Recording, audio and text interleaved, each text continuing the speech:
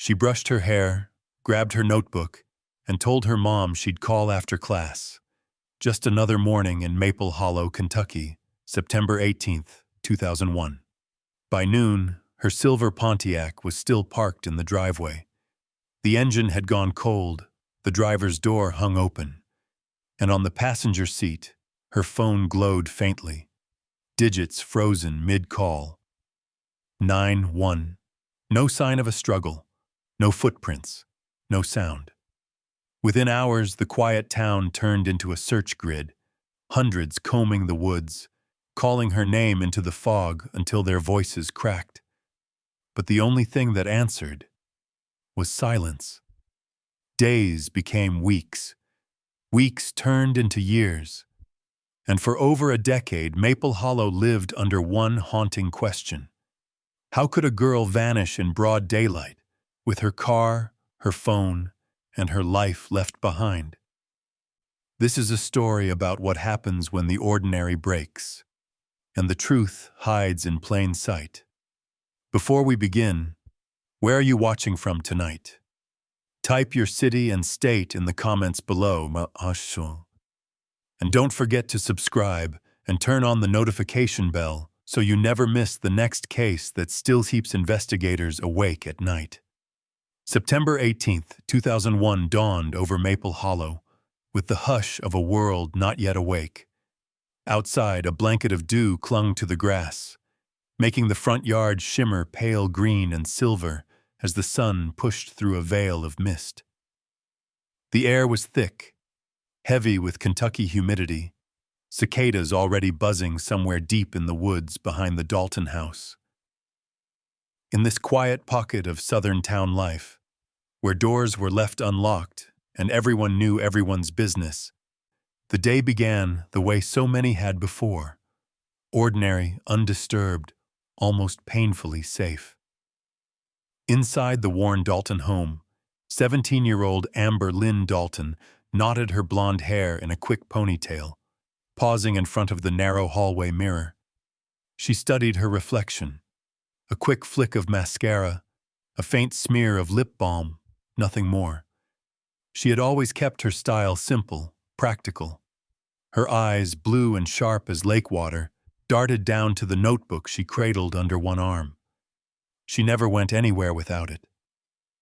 Today, she'd promised to get to school early. There was a theater rehearsal, and her best friend was counting on her. Amber tucked the notebook in her backpack, zipped it up, and listened for a moment to the muffled voices drifting from the kitchen.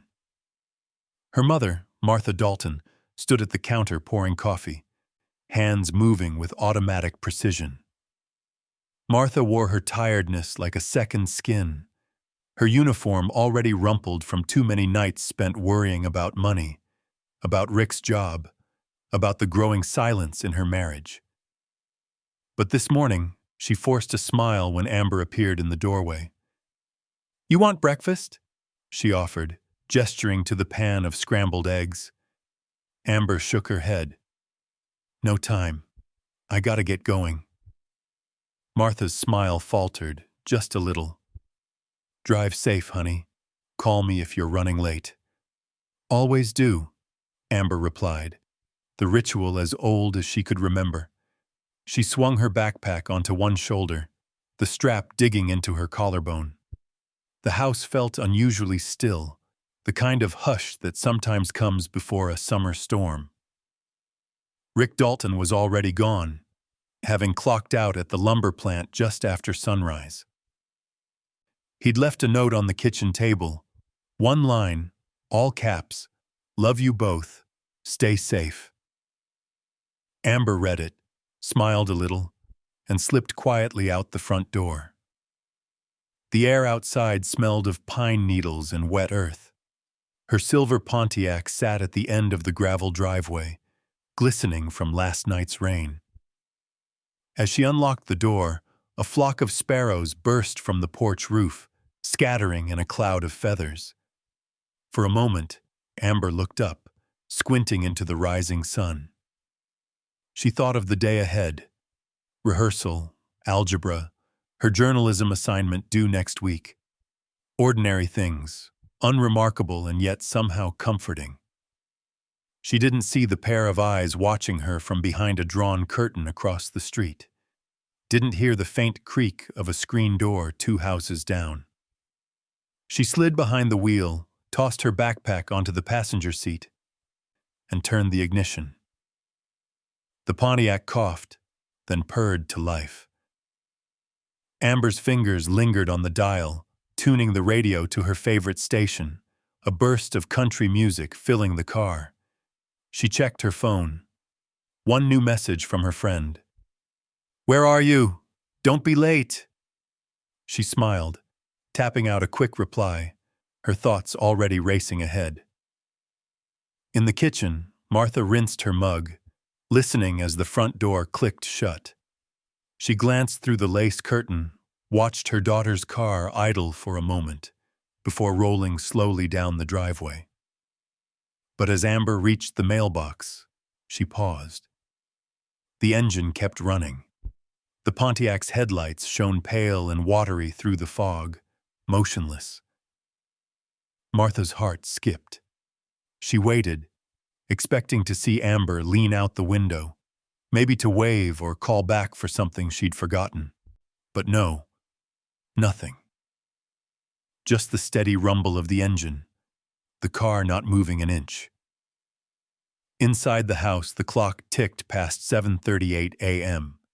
The radio in Amber's car kept playing, the notes rising and falling in the early morning stillness. A neighbor's dog barked once, sharp and insistent. Somewhere, a screen door banged open and shut. Ordinary sounds in an ordinary town. But then silence. By 9 a.m., the phone rang at the Dalton house. The school secretary's voice crackled on the line. "Is Amber home sick today? She didn't show up for first period." Martha frowned, confusion giving way to a sudden icy prickle of dread. She called Amber's phone. No answer. Tried again. Voicemail. The feeling twisted tighter. Maybe she'd run into car trouble. Maybe she'd decided to walk. But her daughter was always careful, always responsible. Martha left another message, her words trembling, trying to sound calm. Hours passed in a fog of worry. Noon came and went. By 12:45 p.m., Martha's patience snapped. She left work early, the clatter of plates and chatter of the diner fading behind her as she hurried home. The Pontiac still sat in the driveway, engine off now, doors wide open. Amber's backpack lay on the back seat, her phone on the passenger seat, screen frozen, digits punched in, almost making a call. 91. It was as if she'd vanished mid-motion, the air heavy with the echo of something unfinished. Martha stepped into the yard, voice raw and desperate. "Amber!" she called, the sound swallowed by trees and mist. Nothing. Only the sigh of wind in the pines, the creak of the old swing set in the backyard. She ran her hands along the hood of the car. It was still warm. Somewhere out in Maple Hollow, the world kept spinning as if nothing had changed. But at the edge of that silent driveway, the ordinary had cracked open, spilling dread across the morning. Within minutes, as word spread and neighbors emerged from their houses, the sense of safety that had blanketed Maple Hollow was gone, replaced by something cold, sharp, and irreversible. And in the hush that followed, the question hung in the air. What really happened to Amber Dalton that morning? Maple Hollow, Kentucky, a place defined by secrets pressed down under decades of routine, shaped by the weight of silence and Southern courtesy. In the autumn of 2001, the town was little more than a faded stretch of two-lane blacktop, flanked by forests of pine and oak, a collection of weathered homes with porches sagging beneath the weight of family stories and untold worries. Here, neighbors nodded as they passed, exchanged pie at holidays, and believed trouble was something that happened elsewhere. But behind every closed door, there were cracks, and behind every smile, something unspoken. Amber Dalton had always stood out, even in a town that frowned on standing out too much. At 17, she carried a natural brightness, an openness that made people confide in her, a restless curiosity that made her notice the things others missed. She'd inherited her mother's quiet grace and her father's stubborn chin, and in her hands, she was never without that battered spiral notebook. It was filled with half-finished stories, observations about her classmates, dreams of reporting for a big city paper far from the hush of Maple Hollow. Teachers at school remarked on her promise, the way she lingered after class to help with the yearbook or to interview a teacher for her latest article. She wrote with a kind of urgency, as if she knew that every moment might matter later. Home for Amber was a modest one-story house on the edge of town, where the yard ran up against a tangle of woods and the skeleton of an abandoned sawmill. The mill's broken windows gaped at the Dalton home, their darkness pressing in on the back porch each night. It was a place kids whispered about, claiming ghosts wandered the sagging timbers, or that something had happened there long ago, something too awful to name. For Amber, it was a landmark, a place she'd sometimes walk by, notebook in hand, inventing ghost stories or jotting down the flicker of movement in the trees. Inside the house, tension had grown thicker with each passing month. Rick Dalton, Amber's father, worked the night shift at the lumber plant, his skin stained with grease and sweat, his eyes hollowed by exhaustion. He left before dusk and returned just after dawn, his hours colliding with Amber's only in the briefest moments, her leaving for school as he stumbled into bed. The night shift paid better, but it also brought a hush to the house, a sense that real conversations could wait, and most things went unsaid. Martha Dalton, Amber's mother, bore the weight of their household in quiet ways. She worked double shifts at Daisy's Diner, smiling for customers even when her feet ached and her mind spiraled with worry. She tried to keep the peace, to smooth over the silences between her husband and daughter. But sometimes she'd catch Amber watching her with a look that asked too much. Bills were paid late. The refrigerator seemed emptier each week. Martha's faith was unshakable. She told herself, as she folded laundry or scraped burnt eggs from a pan, that God would not send her more than she could bear. Still, lately, a heaviness had settled on her shoulders, a feeling that something was about to break. Their neighbor, Tommy Brooks, kept to himself in the small house next door, his lawn always trimmed, his windows covered with heavy drapes. Tommy was 50, graying at the temples, his face lined by the sun and by years of loneliness. People whispered about him, about a night 10 years back when the sheriff's cruiser was parked out front, about the way he never married or had kids. In a town as small as Maple Hollow, privacy was a fragile thing. Tommy sometimes mowed the Daltons' lawn when Rick was working late. He'd leave a basket of tomatoes on their porch in summer, a quiet gesture that Martha always returned with a wave and a smile. Still, there were places Tommy was not welcome, and words that never quite reached his ears. Across the street, Stan Dalton, Rick's older brother, watched the comings and goings from his porch swing, a beer can always perched on the armrest. Stan had a reputation that outlasted his years, a sharp-eyed man with a crooked grin, known for fighting in bars and for holding grudges longer than most men remembered the reason. The scars on his knuckles spoke of a temper barely kept in check, and his past, though rarely discussed in daylight, was the sort of thing that kept parents telling their kids not to linger too long out front. He worked odd jobs now and then, fixed cars, and claimed he was turning over a new leaf. But no one really believed it.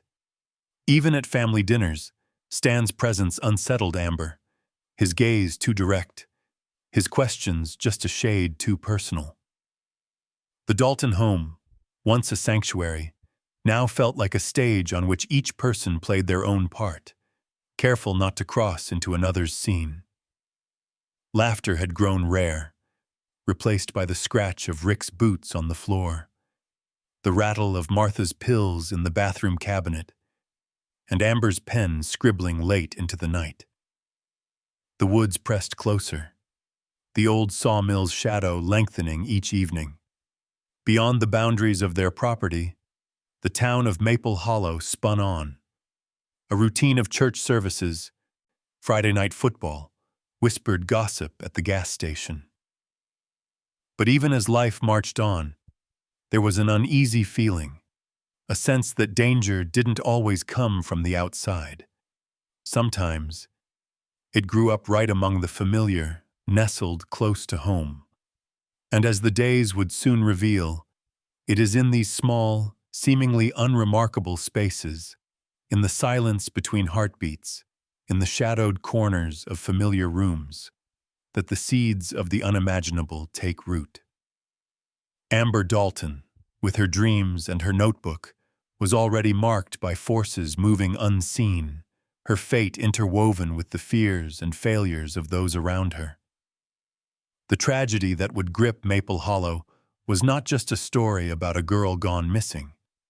It was a story about the fragile lines between safety and suspicion, about the way families fracture under the weight of secrets, and about the shadows that can gather in even the most ordinary places, waiting for the moment when everything and everyone begins to unravel. 7:38 a.m. marked the final moment anyone in Maple Hollow would ever see Amber Dalton. The ordinary details of the morning would be recounted countless times by her mother, by investigators, by neighbors who would all claim to have noticed something, heard something, maybe seen a shadow in the corner of their eye. But the truth is, the morning unraveled quietly, unnoticed, like so many before it. Amber had left the house with purpose, her mind busy with school, rehearsal, and stories yet to be written in her ever-present notebook. The engine of her silver Pontiac thrummed softly in the driveway. Her fingers fiddled with the radio, searching for a song to mark the start of her day. Through the windshield, the yard was washed in sunlight, broken by fog, the world looking half dream, half memory. The town's hush was punctuated only by the hum of cicadas and the creak of the old swing set out back. Inside the kitchen, Martha Dalton moved from window to window, glancing at her daughter's car, reassuring herself that Amber was just another teenager, taking her time, nothing unusual. The front door slammed, a sound so routine it barely registered, then silence, sudden and sharp, as if the whole house had drawn a collective breath and refused to let it out. Amber's car, Martha would later recall, seemed to idle forever, as if it too was waiting for something. But when the stillness stretched longer than usual, Martha returned to her morning chores, dismissing the twinge of unease. She told herself Amber was responsible, always on time, never the kind of girl to cause trouble or worry. Besides, Rick would be home soon, and she needed to get ready for her shift at the diner. The details of daily life, laundry, dishes, the pile of unpaid bills on the table, kept her anchored in the familiar. Across the street, Stan Dalton sat on his porch, eyes narrowed against the light. He watched the Pontiac's exhaust drift in the cold air. No one would ask what he saw, or what he thought he saw. But later, his memory would be scrutinized for any sign, any flicker of guilt or knowledge. Next door, Tommy Brooks peered through his curtains, the same curtains he kept drawn nearly every hour of every day, the ones that cast his house in permanent dusk. In Maple Hollow, Even the most innocent glance could become evidence, a thread to be tugged at by suspicion. By 9 o'clock a.m., the phone at the Dalton home rang, breaking the silence. The voice on the other end was clipped, polite, businesslike. The school secretary. "We were just checking. Amber didn't show up for first period. Is she homesick today?" Martha's stomach clenched. She pressed the phone to her ear, confusion swirling into something colder, heavier. "She left for school. She left hours ago." She called Amber's phone. Once. Twice. Each time the call rolled to voicemail. The message she left was controlled, her words betraying none of the panic twisting inside her. Maybe Amber forgot her phone. Maybe she stopped for breakfast. Maybe there had been a flat tire. A change of plans. Excuses formed and faded as the clock ticked past noon. The truth was, Amber never missed class, never ignored a call, never left her mother to worry. At 12:45 p.m., Martha abandoned her shift at the diner. She barely remembered the drive home, her hands tight on the steering wheel, her mind caught in a loop of hope and dread. When she turned onto their street, her heart leapt. There was Amber's car, just as she'd left it. For a moment, relief flooded her. But as she pulled up behind the Pontiac, relief curdled into confusion, then fear. The engine was off now, the doors thrown wide as if someone had fled or been yanked away in a hurry. Amber's backpack rested in the back seat. Her phone sat on the passenger side. The screen still lit. The digits, 91, half-typed, as if she had tried to dial for help but never finished. The air in the yard was thick and still. Martha's breath caught as she stepped into the open. She called for Amber, her voice echoing in the space between houses. The only answer was the persistent hum of insects and the distant barking of a neighbor's dog. No laughter from the back porch, no scurrying footsteps up the walk, no cheerful, "I'm here, Mom," just the silence of something very wrong. Within an hour, police cars crowded the curb. The blue lights painted the Dalton home in warning, marking it as a place of tragedy, not safety. Officers fanned out across the yard, voices low and urgent. They combed the woods, the ragged edge of the old sawmill, the overgrown lot behind Tommy Brooks's house. Neighbors gathered in clumps, their faces pale and drawn, their whispers rising and falling like the wind. Some brought casseroles, as if food could blunt the horror that was blooming across Maple Hollow. Investigators found no struggle, no sign of a scream, no trace of Amber, only the whisper of her passing, as if she'd been erased from the world in a heartbeat. Her car, her belongings, the open door. They all sat in the morning light, mute testimony to her sudden, inexplicable absence. The grass beneath her car was undisturbed. The driveway bore no footprints but her own. Yet every detail felt out of place, wrong, and deeply unsettling. Night fell over Maple Hollow with an unnatural hush. Search parties moved through the darkness, their flashlights flickering against the trees. They called her name again and again, their voices growing hoarse, hope fraying with each unanswered plea. Behind every door, families locked up tight, the illusion of safety shattered. Amber Dalton, the girl who never made it to school, had vanished, leaving behind only silence and a question that would haunt the town for years to come. How could someone disappear without a trace on an ordinary morning in a place where nothing bad was supposed to happen? The first night after Amber Dalton vanished, Maple Hollow felt the shift, like a tremor beneath the old foundations, unsettling every certainty the townspeople had ever known. Panic spread through the Dalton home with a violence no one could have prepared for. Martha paced the worn hallway carpet, stopping only to press trembling hands to her mouth. Rick, who'd come home to chaos and blue lights, moved through the house like a ghost, voice caught between fury and disbelief, fists clenched as if he could wring the truth from the air. By dusk, word of Amber's disappearance had traveled down every street and gravel road. Neighbors who'd only exchanged pleasantries for years now found themselves standing together in driveways, their faces drawn and anxious. It was as if the loss of one girl had exposed the fragility of everything they believed about their community.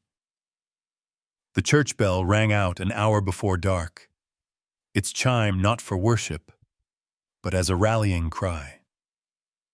Volunteers appeared from every direction, hunters with flashlights, teachers with notepads, retirees in work boots, children clutching photos of Amber printed hastily on copier paper. The woods behind the Dalton house, once a playground for neighborhood kids, now bristled with the sharp light of hundreds of beams, zigzagging across the undergrowth, illuminating every shadow. The official search began with hope, calls of Amber, echoing through trees and empty lots, the voices urgent, as if sheer volume could summon her back. Rick plunged into the brush, moving faster and farther than anyone else, tripping over roots, scraping his arms bloody on brambles, refusing to let exhaustion slow him. He called her name until it was hoarse in his throat, the syllables breaking into ragged sobs. Martha, meanwhile, drifted from group to group, clutching Amber's photograph, her mind replaying the morning in excruciating detail, searching for anything she'd missed. A sound, a movement, some tiny clue that might bring her daughter home. Stan Dalton, the uncle, joined the effort with an energy that drew sideways glances. He moved at the edges of every search group, his flashlight beam dancing in odd circles, his voice too steady, almost rehearsed. He assured Martha that everything would turn out fine, that Amber was strong, probably just hiding out with friends, wanting some space. Yet there was something in his calmness that unsettled the others, an absence of fear, a hint of calculation behind his words. Tommy Brooks, the quiet neighbor, kept to himself at first. Then, as the night grew colder and the search more desperate, he stepped out, offering his help. He was assigned a quadrant near the old sawmill. Some volunteers hung back, whispering to each other, uncertain what to make of him. In Maple Hollow, suspicion could bloom overnight, fed by old rumors and a single sideways look. Police canvassed the neighborhood, going door to door, asking the same questions again and again. Had anyone seen Amber that morning? Had anyone noticed a car, a stranger, anything unusual?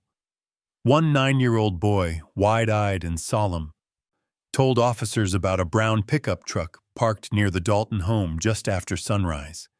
He said he'd seen a man in a black leather jacket sitting behind the wheel, staring at the house. The police took notes, though the details were hazy, the child's voice quivering with uncertainty. Still, it was enough to send the rumor mill into overdrive. By morning, the mysterious truck was all anyone could talk about. As night settled, the woods grew colder, the search parties slowed, but no one wanted to be the first to give up. The air was thick with the scent of pine and fear, every rustle in the brush making hearts leap.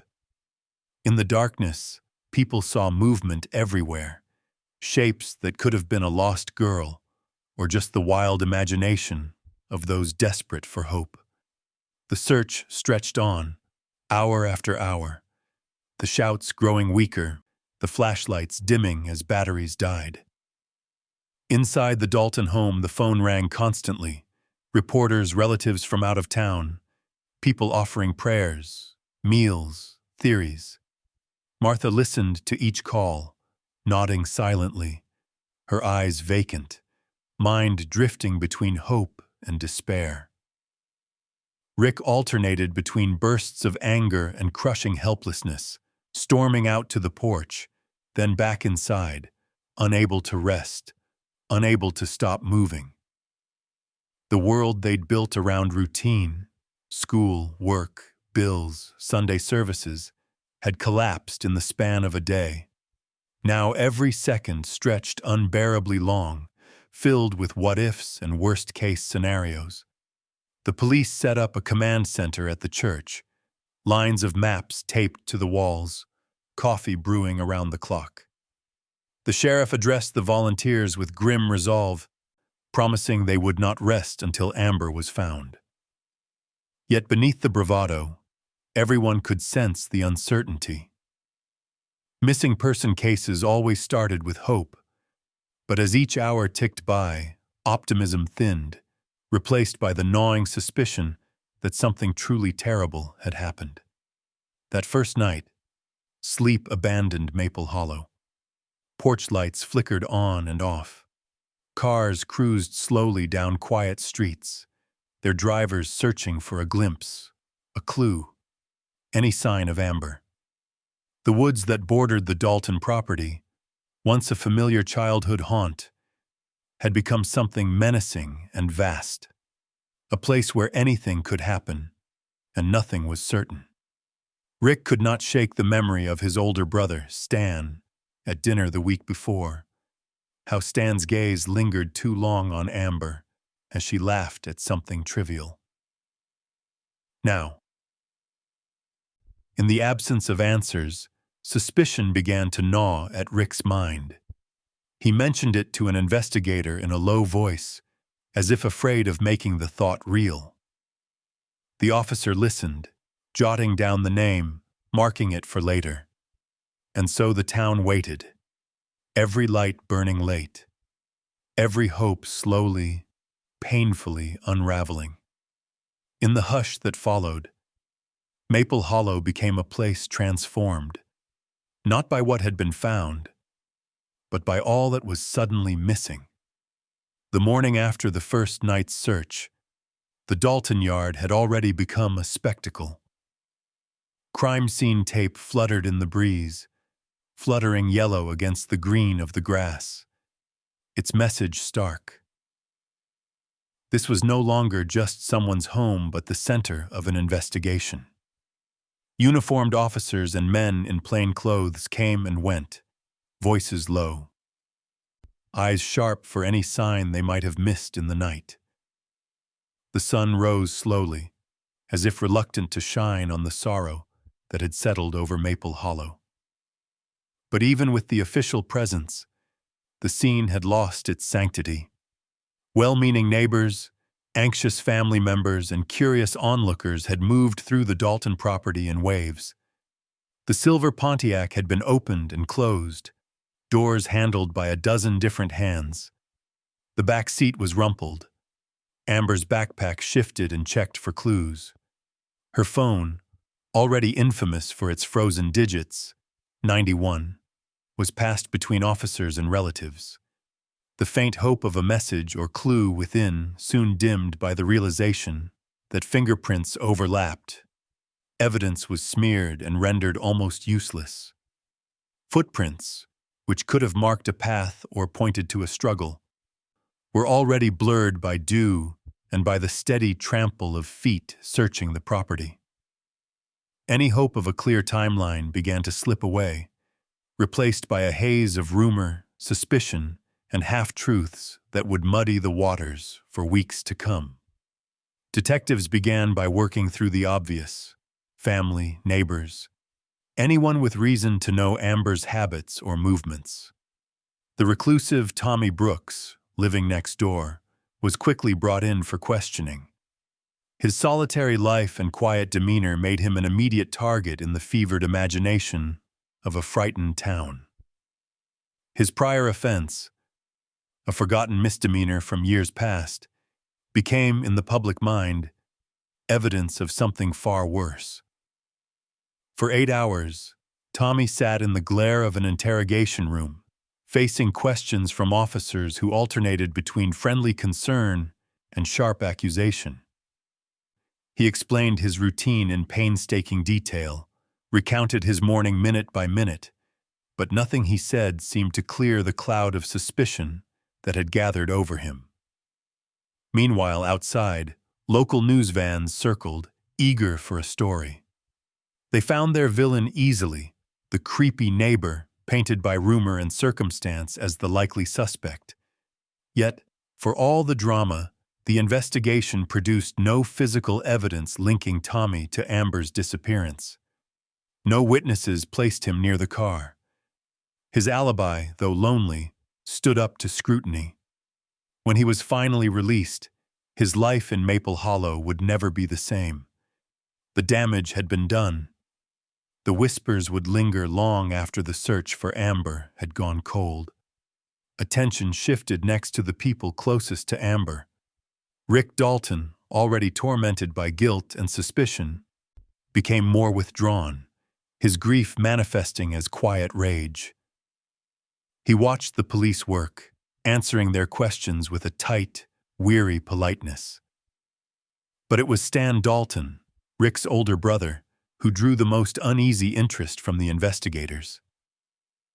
Stan's calm in the face of chaos stood out.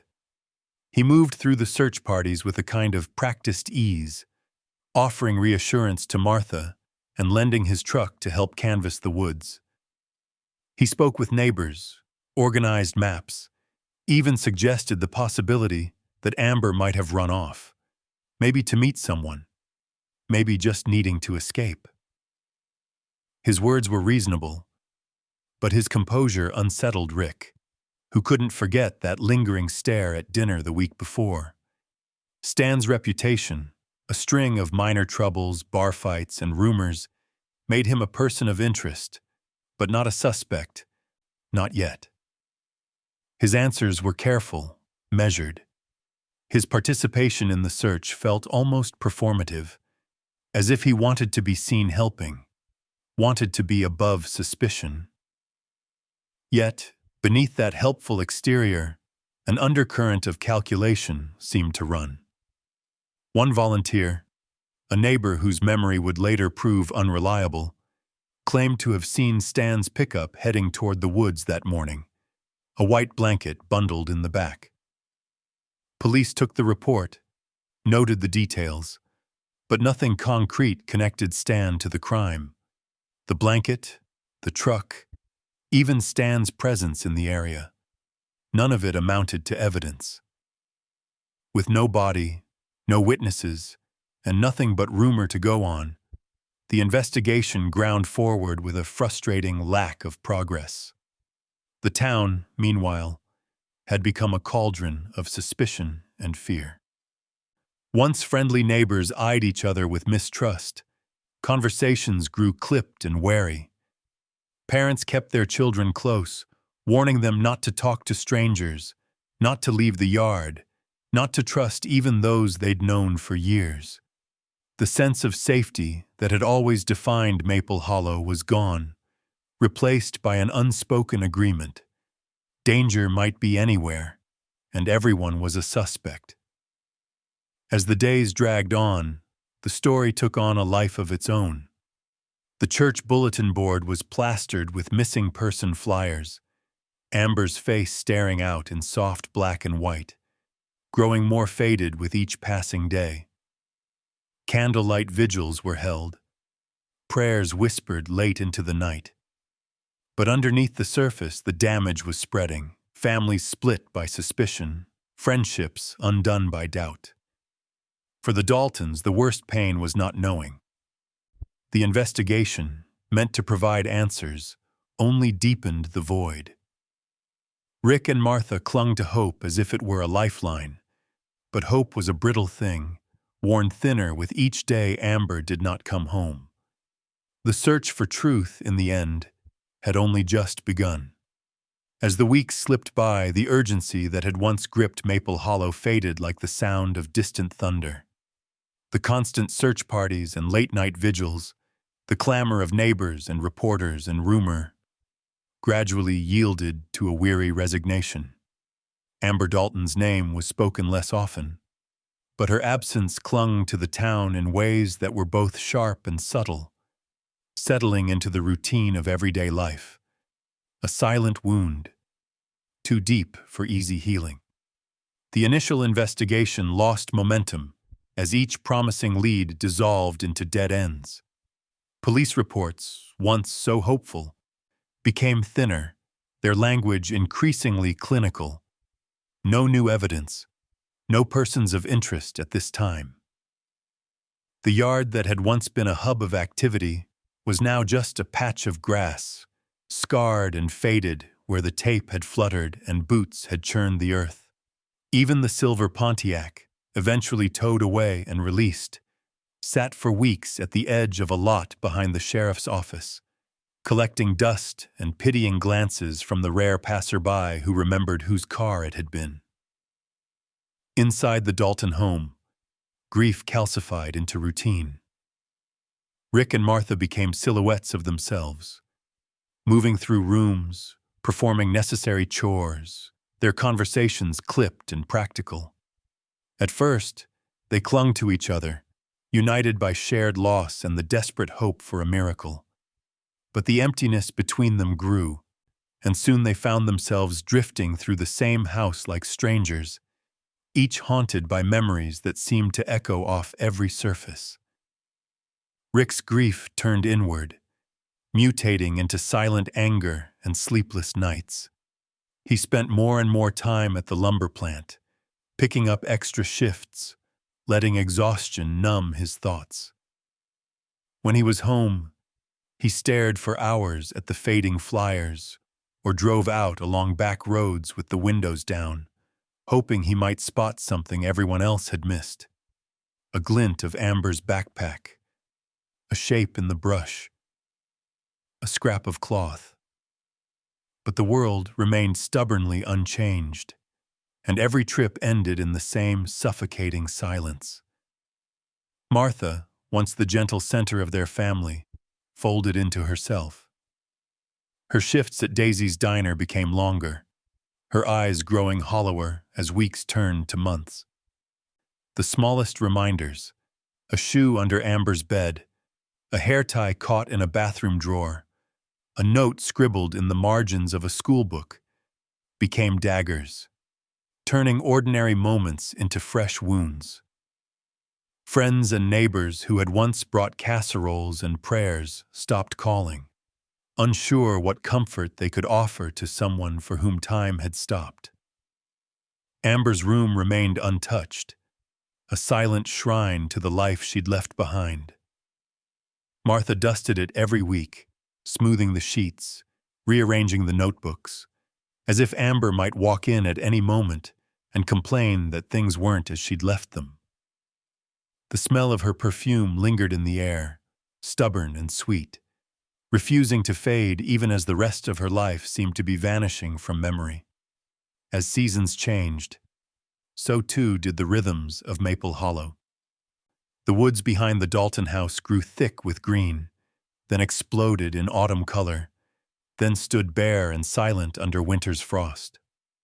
The town's routines resumed: church picnics, school plays, county fairs, each event marked by Amber's absence in ways only the Daltons felt with every heartbeat. At first, her case was discussed at every gathering, then only in whispers, then hardly at all. Time, relentless and indifferent, rolled on.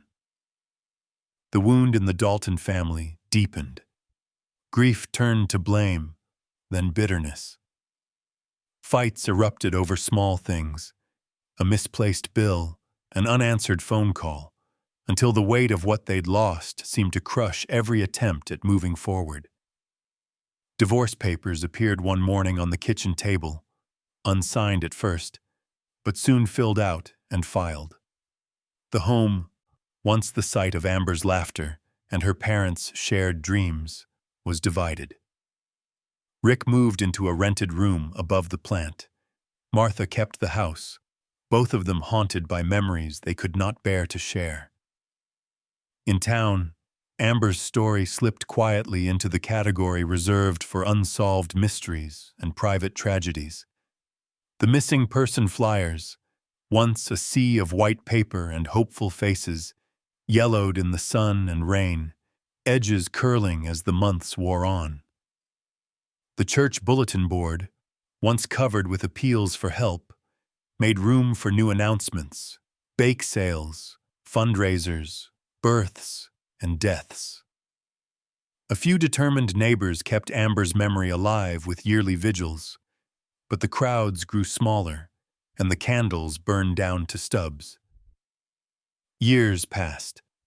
Amber's case was boxed up, labeled, and filed in the back of the Bullitt County Sheriff's storage room, another unsolved entry in a growing list of cold cases.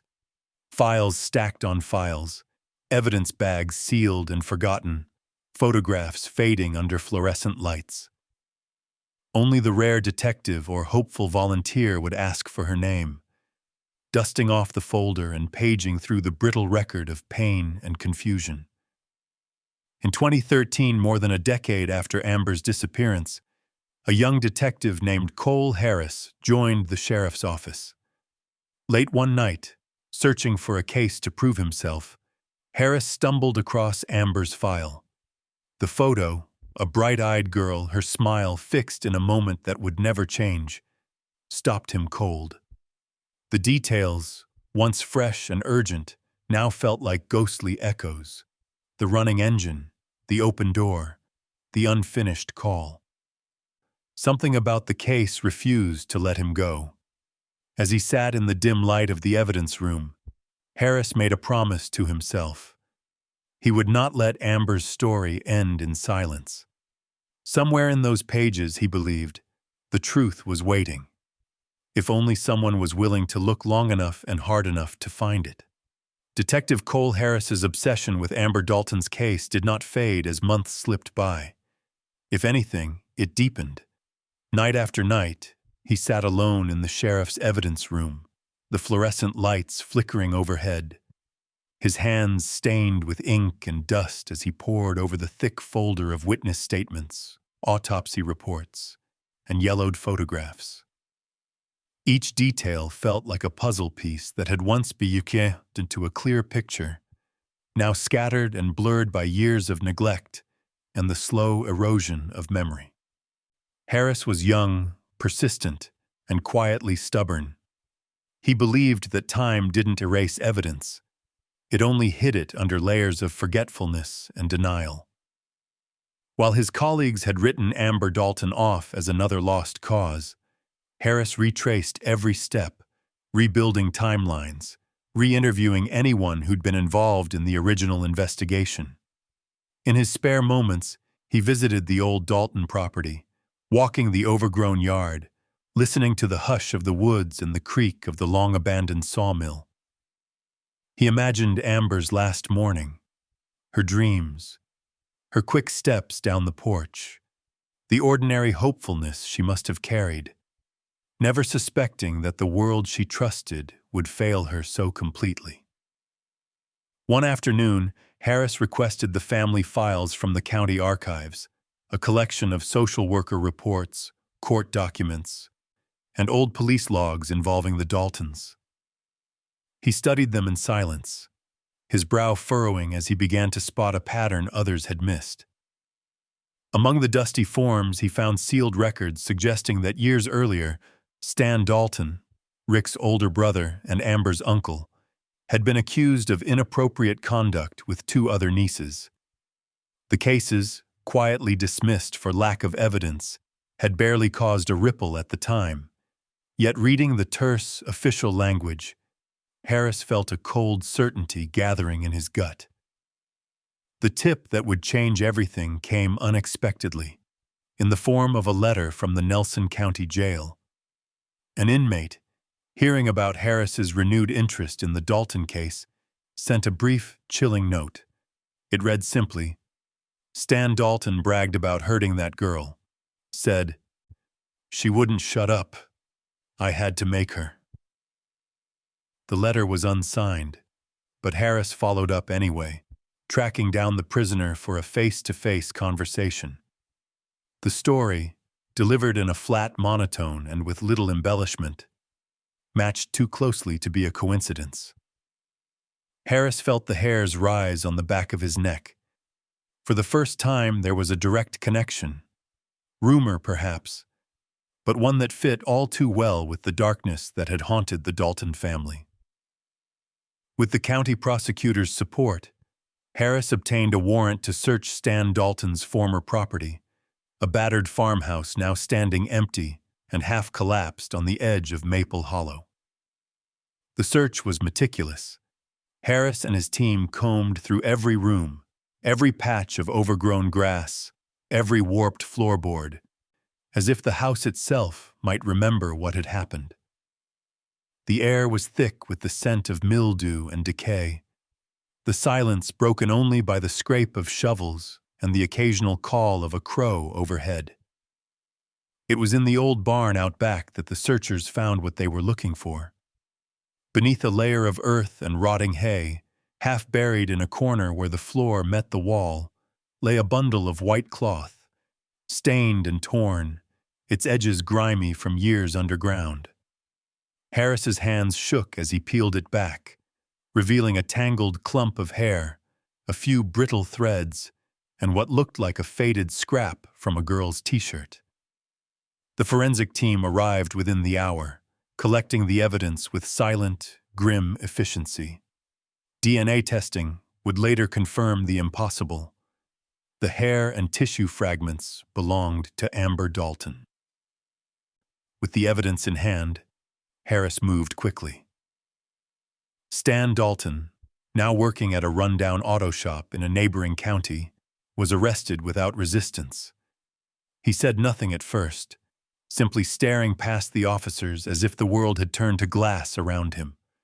When questioned, he maintained a stubborn silence, only breaking it to insist that he didn't know what anyone was talking about. "I never hurt her," he muttered once, voice flat and empty. News of the arrest raced through Maple Hollow like wildfire, igniting old wounds and new fears. For the Daltons, for Martha and Rick, for every neighbor who had ever whispered a suspicion or suppressed a doubt, the revelation was both relief and horror. The person responsible had lived among them all along, shared their tables, joined their searches, reassured them with calm words and steady hands. The boundaries between guilt and innocence blurred. The lines that had once divided family and stranger all but vanished. Harris stood outside the abandoned farmhouse that evening, watching the last rays of sun slip behind the trees. The barn, its shadows stretched long and thin, looked ordinary again, just another relic of a fading rural life. Yet, within its walls, the truth had lain waiting, silent but unyielding, refusing to be buried forever. For Amber Dalton, justice was no longer just a hope, but a possibility. A reckoning brought forth not by chance, but by the relentless determination of one man unwilling to forget.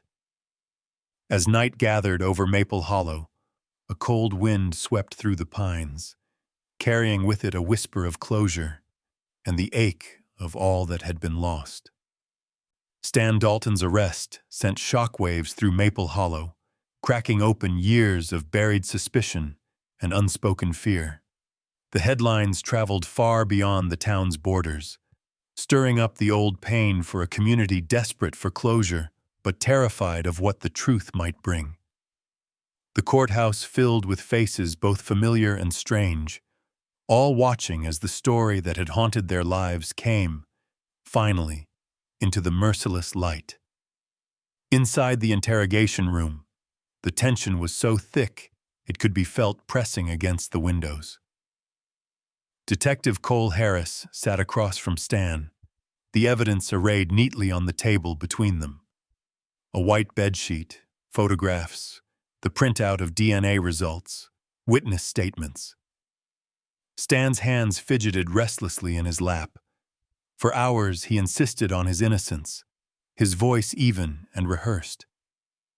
He repeated that he had no idea what anyone was talking about, that he had searched for Amber just like everyone else. But the details caught up to him, slowly tightening around his denials like invisible thread.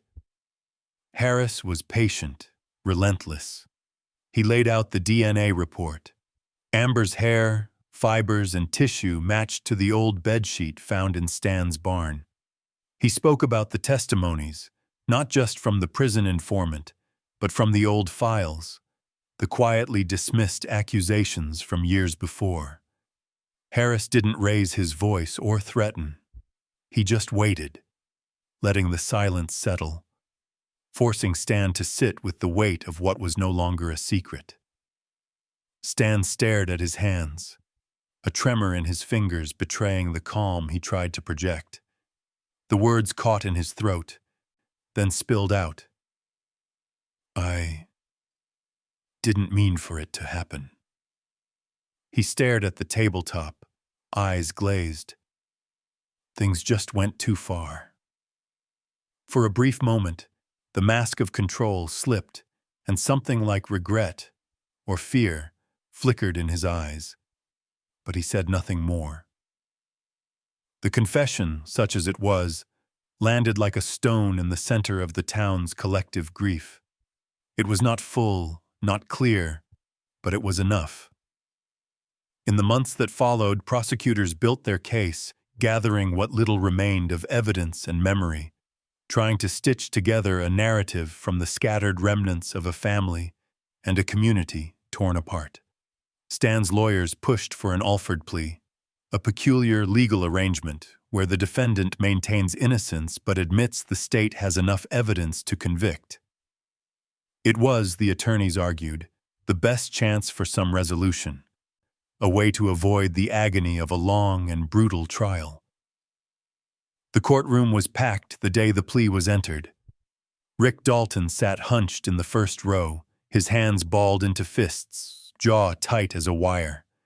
Martha sat beside him, her face pale and unreadable. Neighbors and reporters filled every bench, their eyes never leaving Stan as he stood before the judge. The facts of the case, laid out in the cold, precise language of law, felt both too much and not enough.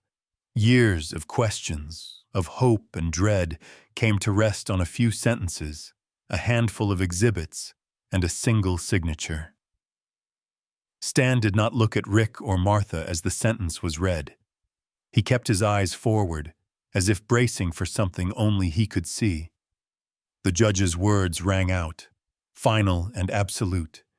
20 years in state prison, the maximum sentence allowed. No possibility of parole before serving the minimum term.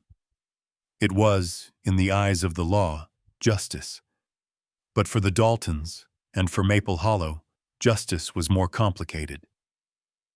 Rick's shoulders shook with silent sobs as the courtroom emptied, years of held-back anguish finding release. Martha sat stone still, a faint tremor in her jaw, her hands folded in her lap. She spoke quietly as Stan was led away, her words barely more than a whisper. 20 years of waiting. Now she can finally rest. The reporters tried to ask questions, but Martha's eyes, clear and resolute for the first time in years, drove them away. Outside the courthouse, the town's usual hush returned. The search parties were gone. The flyers had all but disappeared. But the wound remained, a scar woven into the fabric of the community. There were those who said it wasn't enough, that true justice could never be served.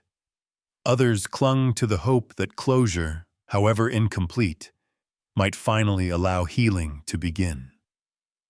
For Detective Harris, the resolution brought a bittersweet satisfaction. He knew that many answers would remain forever out of reach, that some crimes never fully made sense, no matter how thoroughly the facts were assembled. Still, he visited Amber's grave on the edge of the cemetery, leaving a single flower on the headstone, a silent promise that she had not been forgotten. Stan Dalton began his sentence in a distant prison, his name never again spoken without a shadow trailing behind it. The Daltons, for their part, drifted forward, changed but somehow enduring. Martha returned to her shifts at Daisy's diner, quieter now, but lighter.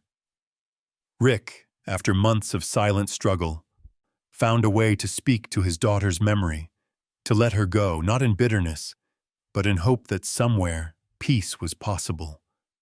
And so 2 decades of silence ended, not with fanfare, but with a simple truth spoken aloud, and the hope that at last, justice had a name. Long after the courtroom emptied and the last headlines faded from the news, the story of Amber Dalton settled into the landscape of Maple Hollow, haunting the quiet places between memory and myth. For those who had lived through it, the neighbors who had searched the woods, the teachers who had marked her absence, the friends who had clung to hope, the story was not simply a tragedy. It was a wound that changed everything.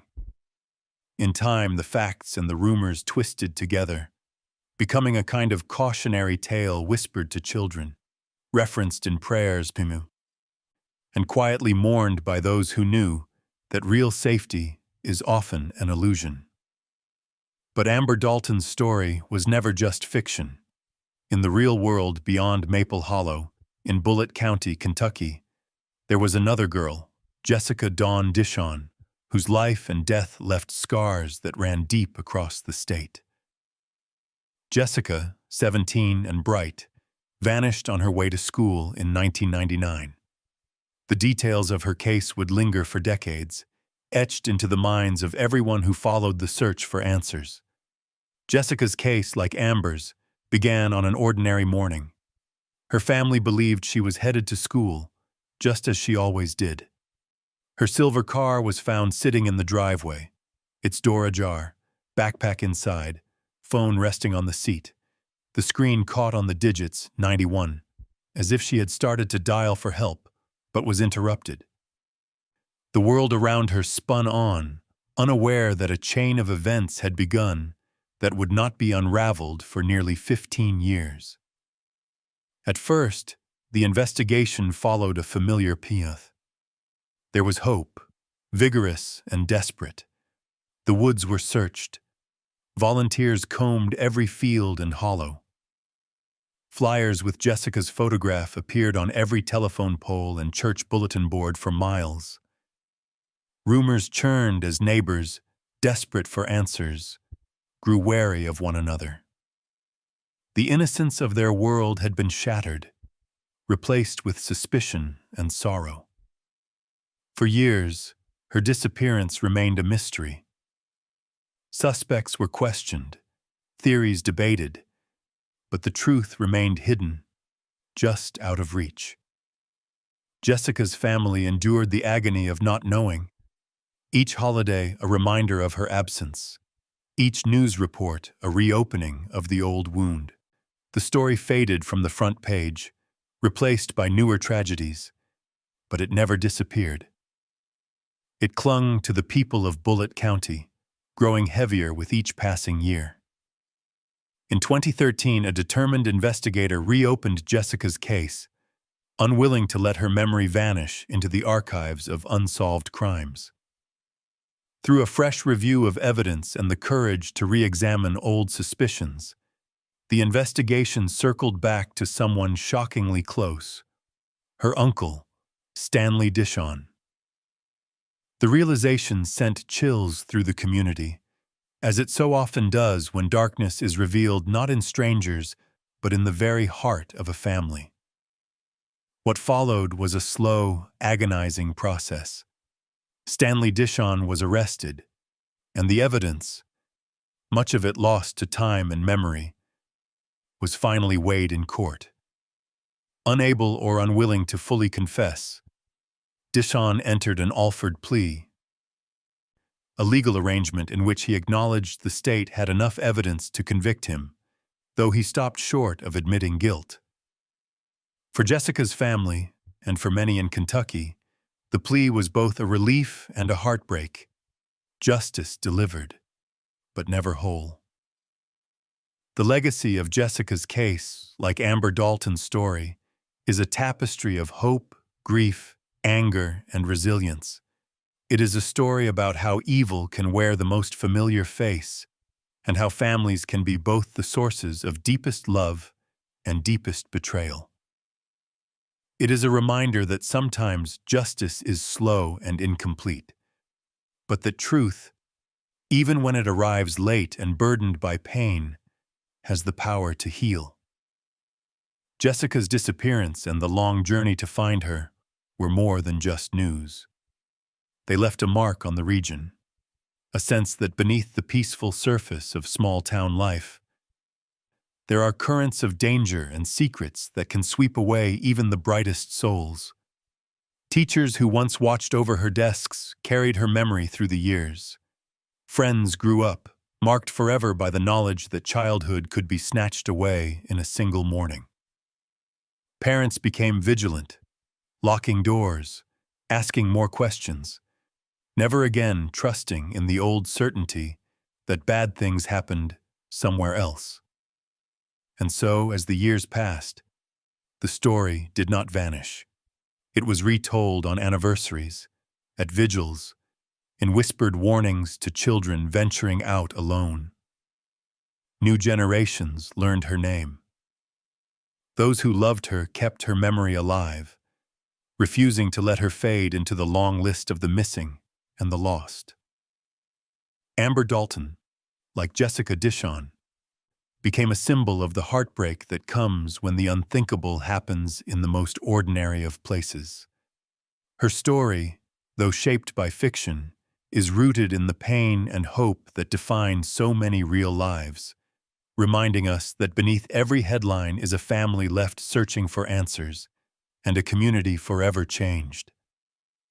More than 20 years have passed since Amber Dalton vanished on a dew-soaked morning in Maple Hollow, and yet her story clings to the Kentucky hills and hollows, echoing in ways both visible and unseen. The world has changed around her memory. New houses have sprung up on the old back roads. The abandoned sawmill is gone, replaced by a tangle of wildflowers and weeds. But some things remain. Questions unanswered, lessons hard won, and the enduring ache left by one girl's disappearance. Amber's family, marked by pain and loss, found their own paths through the years that followed. Martha Dalton continued working at Daisy's Diner, her kindness deepened by sorrow, her patience unyielding. Rick drifted from one job to another, each move an attempt to escape the shadow that trailed him, but never succeeding. Though they rarely spoke of Amber, her absence shaped every part of their lives. A gap at the dinner table, a silence in the hall, an empty space on every birthday and holiday. For those who loved her, Amber never truly became just a memory. She lived on in the details, a song on the radio, a breeze through the pine trees, the scribbled words of a story found in the back of an old notebook. Her friends went on to graduate, to move away or build lives in Maple Hollow, but in quiet moments, they still felt her presence.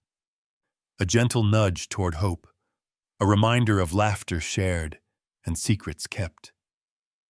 In Maple Hollow, Amber's case left a legacy of vigilance and hard lessons.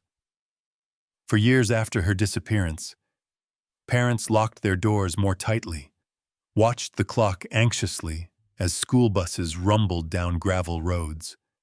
Teachers learned to notice the quiet students, to ask questions, to reach out even when they feared what answers might come.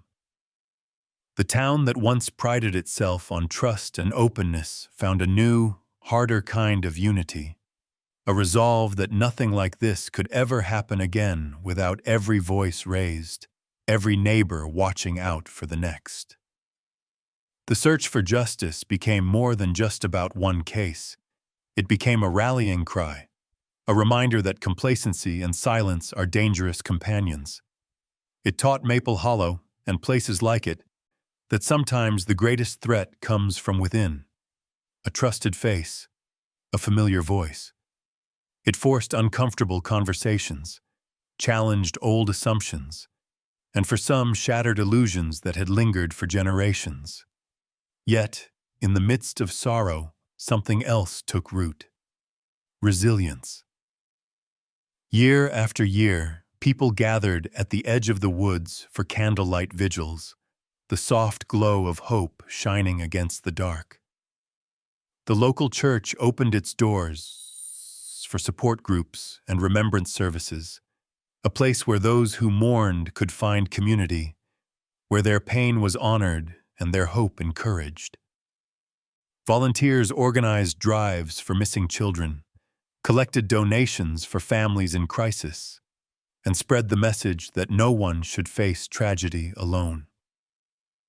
Amber's story, and the true stories like hers, became a reminder, a call to vigilance, empathy, and action. It urged people to trust their instincts, to speak out when something felt wrong, even if that meant questioning someone close. It reminded families that secrets, left in the shadows, can fester into tragedies, and that healing often requires truth to be dragged painfully into the light. Detective Cole Harris, long after the case closed, continued to work cold cases, his determination sharpened by the memory of Amber's smile frozen in an old photograph. He visited schools to talk about safety and courage, his words reaching students who, like Amber, dreamed of something more.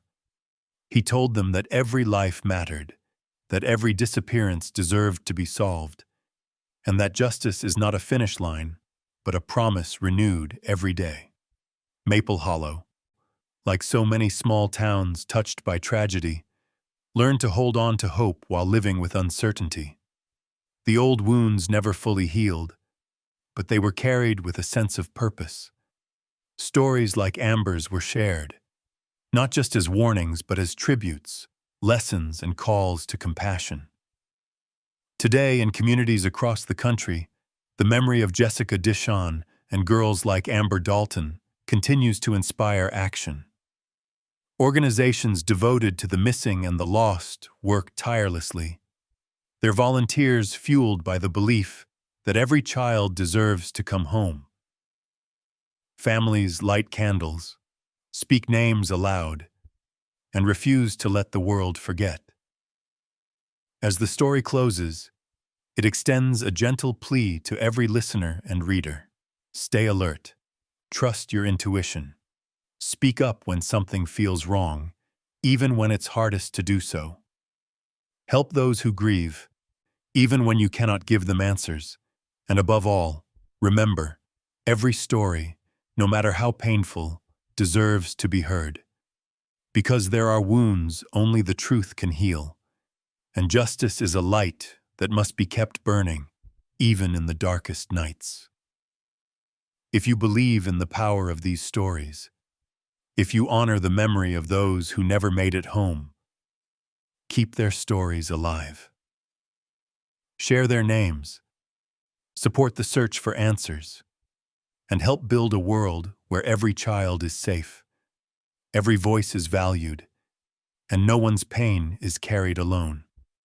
And as you turn away from Maple Hollow, as the cicadas hum and the air settles again into peace, remember, the girl who never made it to school changed everything, reminding us that sometimes the most ordinary lives can teach us the most extraordinary lessons, if only we're willing to listen.